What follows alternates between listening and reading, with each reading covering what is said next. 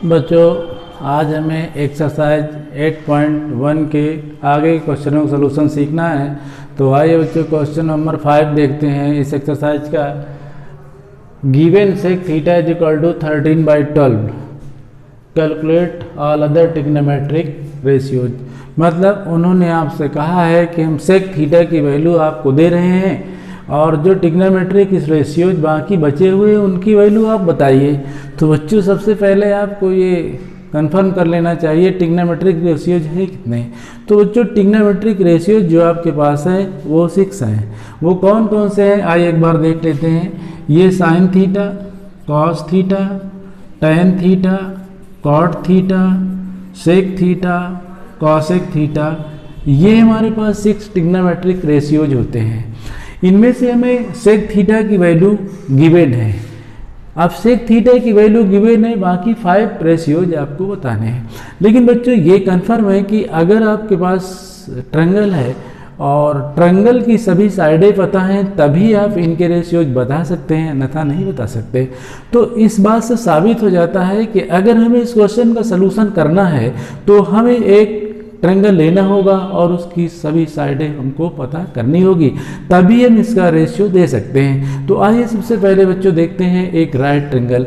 तो ये हमारे पास एक राइट ट्रायंगल है बच्चों, ये राइट ट्रायंगल ये आपके पास राइट ट्रायंगल आया। और इस राइट ट्रायंगल में ये एंगल हमारे पास 90 डिग्री है, ये ए है तो ये बी है और ये सी है। तो बच्चों आप देखिए, इसमें जो एंगल हमें बताया गया है वो थीटा बताया गया है, तो हमने इसको थीटा लेट कर लिया। अब अगर हम इसको थीटा लेट कर लेते हैं तो बच्चों सेक थीटा हमको पता है। Sec theta is equal to क्या होता है, ये बच्चों हाइपोटेनस एच है। और क्योंकि थीटा ये थीटा के ठीक सामने जो साइड होती है वो परपेंडिकुलर होती है, इसलिए आपको परपेंडिकुलर कह सकते हैं। ये आपकी हाइपोटेनस हो गई और इसी के साथ ये आपका बेस हो गया। तो इस तरह से ये तीनों साइडें आपके पास आ चुकी है बच्चों। तो अब आपको सेक थीटा की वैल्यू जो गिवन है वो 13/12 गिवन है बच्चों, 13/12। लेकिन सोचिए बच्चों, 13/12 तो आपको गिवन है, लेकिन सेक थीटा की वैल्यू भी तो आपको पता है। Sec theta is equal to क्या होता है, sec theta is equal to बच्चों होता है, क्या होता है, h by b, hypotenuse by base. Cosec is equal to क्या होता है, h by p. Cot is equal to क्या होता है, base by perpendicular. Tan is equal to होता है परपेंडिकुलर बाई बेस। तो फिर cos theta is equal to होता है बेस बाई हाइपोटेनस और sine theta is equal to perpendicular by hypotenuse. ये रिलेशन होते हैं। तो इसमें से अब आपको जो सेक थीटा की कंडीशन है वो sec theta h by b. H का मतलब यहाँ पर हमारे पास ए सी बाई बेस कितना हमारे पास है, ए बी।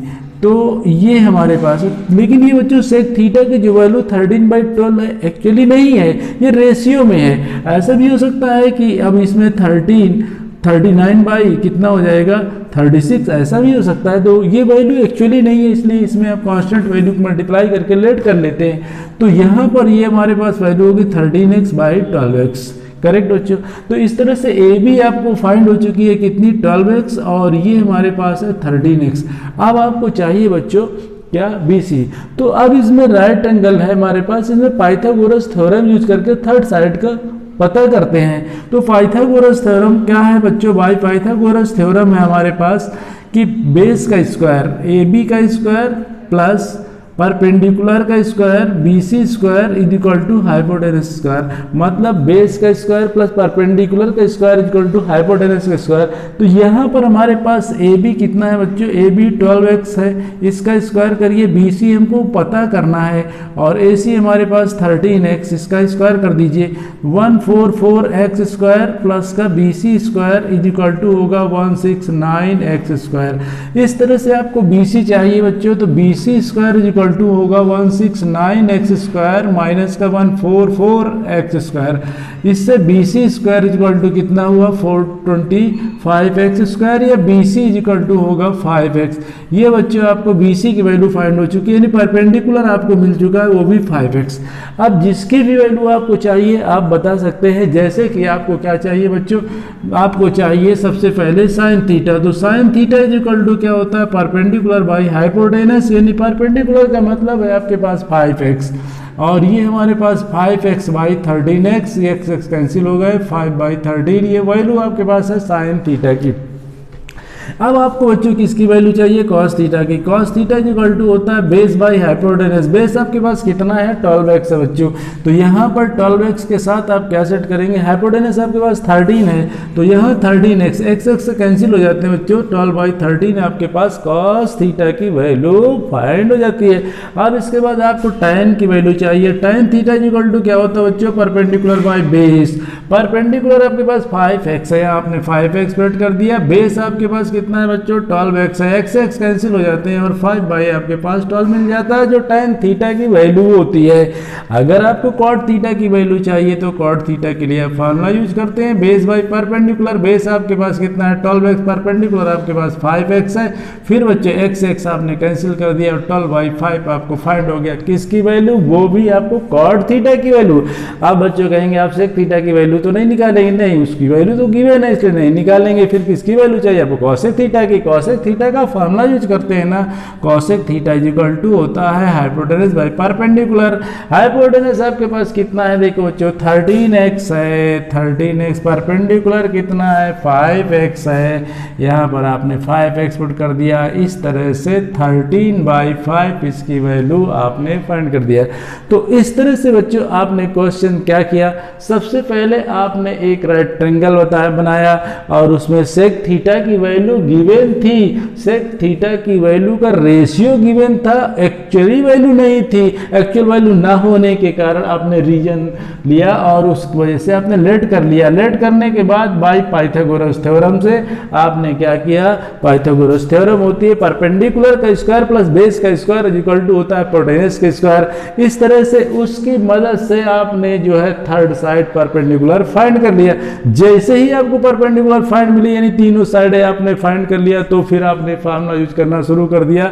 ये आपने साइन थीटा का फार्मूला यूज किया, परपेंडिकुलर बाय हाइपोटेनस, और इनकी वैल्यू आपने पुट करके कैलकुलेट कर लिया। Cos theta base by H यानी B by H base by hypotenuse. इस तरह से बेस हमारे पास 12x है, हाइपोटेनस 13x था, x कैंसिल करके 12/13 वैल्यू दे दिया। tan theta equal to perpendicular by base था, तो परपेंडिकुलर 5x है, बेस 12x था, x कैंसिल कर दिया और फिर 5/12 आपको वैल्यू फाइंड हो गई। cot थीटा के लिए इसी का रेसिप्रोकल था तो b/p कर दिया, यानी 12x/5x, x कैंसिल किया, आपने 12/5 वैल्यू फाइंड कर दिया। cosec थीटा की वैल्यू आपके पास क्या होगी, cosec थीटा का फार्मूला h/p होता है, h यानी हाइपोटेनस आपके पास 13x है, परपेंडिकुलर कितना था 5x, x कैंसिल करके 13/5। इस तरह से क्वेश्चन नंबर आपने 5 बिल्कुल कंप्लीट कर दिया बच्चों। क्वेश्चन नंबर 6 देखते हैं। Question number 6, question number 6, question number 6 में देखिए बच्चों, क्वेश्चन दिया है if angle A and angle B are acute angle such that cos is equal to cos B, then so that angle A is equal to angle B. उन्होंने कहा है कि हम ए और बी को एक्यूट एंगल मानते हैं, तो अब आपको गिवन भी है क्या, cos is equal to cos B, then so करना है आपको। तो आइए बच्चों, इसमें सबसे पहले हम राइट ट्रायंगल इसमें बनाते हैं। ये हमारे पास राइट ट्रायंगल है। अब ये हमारे पास अगर एंगल ए है तो ये एंगल बी होगा, ये एंगल सी होगा, और ये दोनों एक्यूट एंगल है। क्यों, मतलब ये 90 से लेस है तो ये 90 तो हो नहीं सकते, बी यहाँ ले नहीं सकते, तो इसका मतलब ये एंगल और ये एंगल एक्यूट एंगल हो गए। अब आपको क्या करना है बच्चों, इनको प्रूव करके देना है कि ये दोनों एंगल इक्वल है। गिवन क्या है हमारे पास, गिवन है बच्चों cos A is equal to cos B, ये हमारे पास गिवन है। अब बच्चों देखिए, जो हम एंगल लेट कर ले, अगर हम ये एंगल लेट करते हैं तो इसी एंगल के सामने जो साइड होती है परपेंडिकुलर होती है, तो अगर हम एंगल ए लेते हैं तो परपेंडिकुलर हमारे पास ये साइड होगी। हम इसमें यूज करते हैं cos ए के लिए, cos A equal to perpendicular by hypotenuse. तो cos ए के लिए जब ये एंगल लेंगे तो परपेंडिकुलर ये होगा और बेस ये होगा, क्योंकि एंगल के साथ जो साइड होती है वही बेस होती है, उसके सामने जो साइड होती है परपेंडिकुलर होती है। तो cos ए के लिए फार्मूला यूज करेंगे हम क्या, बेस। तो cos ए के लिए हमारे पास बेस कौन सा है, बेस हमारे पास है AC, हाइपोटेनस आपके पास AB है।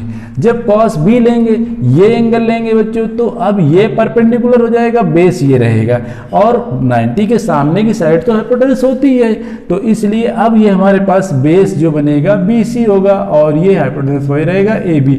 AB से AB कैंसिल हो गए। इस तरह से बच्चों AC = BC हो गया, मतलब AC और BC इक्वल है। अगर ये बच्चों दोनों साइड इक्वल हैं, ये दोनों साइडें इक्वल हो गई, आपने थ्योरम पढ़ा है, अगर किसी ट्रायंगल की दो साइडें इक्वल होती हैं तो उनके सामने के एंगल भी इक्वल होते हैं। बाई थ्योरम आप कह सकते हैं, बाई थ्योरम AB क्या है, BC = AC, so angle A = angle B। By theorem आप बता सकते हैं बच्चों, बाई थ्योरम, तो बाई थ्योरम में आप क्या कह सकते हैं कि चूंकि हमारे पास AC = आया BC, so angle A = angle B। आप कह सकते हैं चूंकि हमारे पास दोनों साइडें इक्वल है, जब टू साइडें इक्वल होती है ट्रायंगल में तो उनके सामने के एंगल इक्वल होते हैं, हमारे पास थ्योरम है, उस थ्योरम के अकॉर्डिंग हमने इसको सेट कर दिया।